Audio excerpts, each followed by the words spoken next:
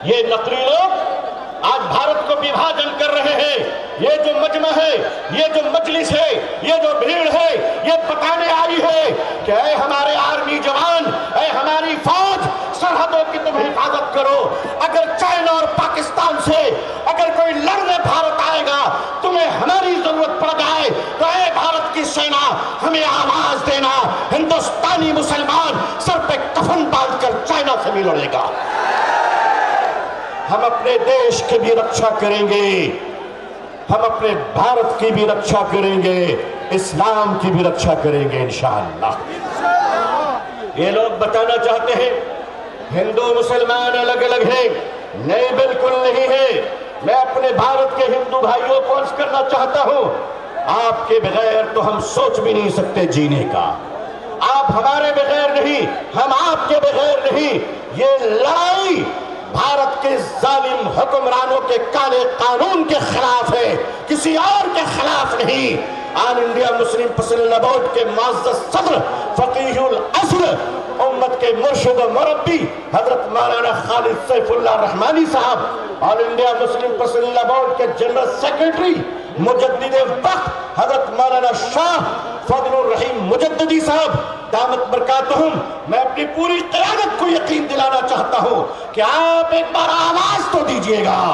इंशाअल्लाह संविधान की रक्षा के लिए, देश की रक्षा के लिए, वक्फ की जमीनों की रक्षा के लिए, मुसलमान और हिंदू भाइयों की इज्जत की रक्षा के लिए, इस्लाम की हिफाजत के लिए इंशाअल्लाह 10 करोड़ मुसलमान सड़क पर ला दूंगा। कहिए इंशाअल्लाह। अरे भाई 30 करोड़ मुसलमानों में 10 करोड़ तैयार हो आने के लिए। अगर आप सड़क पे आने को तैयार हैं तो भारत के संविधान की रक्षा के लिए हम आपको यकीन दिलाते हैं कि भीमराव अंबेडकर साहब की बनाई हुई संविधान को कोई छेड़ नहीं सकता।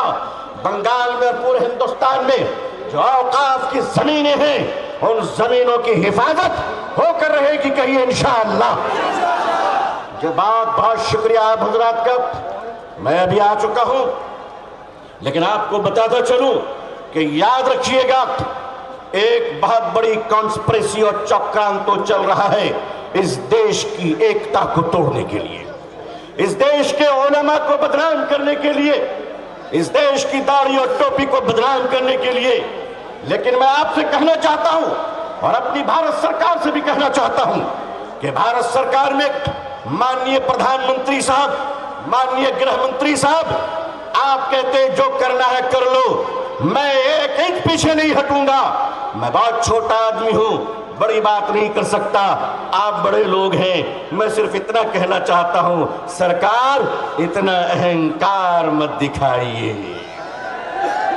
आप उससे टकरा रहे हैं, जरा अंग्रेजों से पूछ लीजिए कि मुसलमानों के टकराने का अंजाम क्या होता है।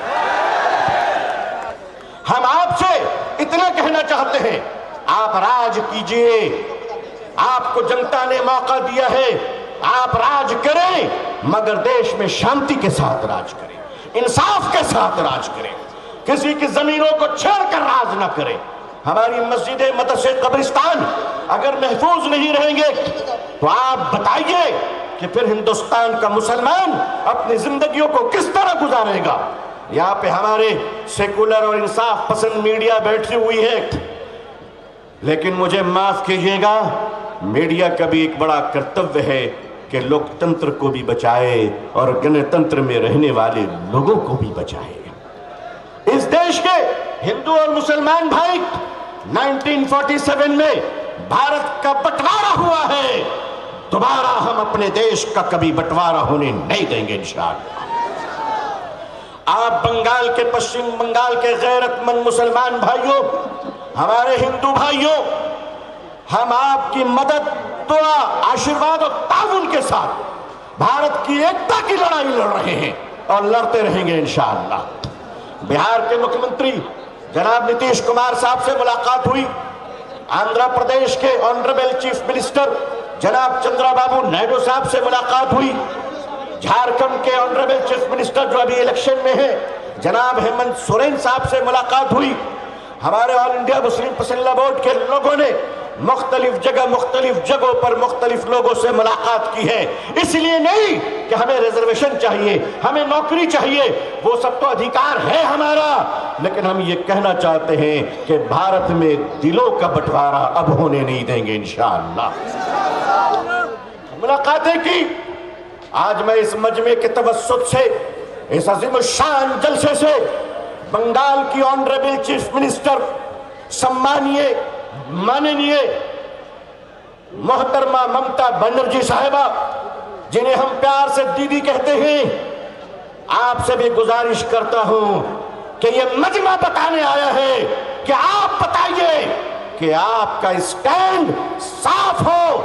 असेंबली के अंदर आप वक्फ के काला कानून के खिलाफ बिल पास कर बंगाल के मुसलमानों का धन्यवाद कीजिए। और हाँ, आदरणीय श्री कल्याण बनर्जी साहब, honourable member of parliament, JPC की मीटिंग में बोतल तोड़ दिए थे, उंगली में जख्म आ गई, अल्लाह उनको सेहत दे, अल्लाह उनको अच्छी सेहत दे।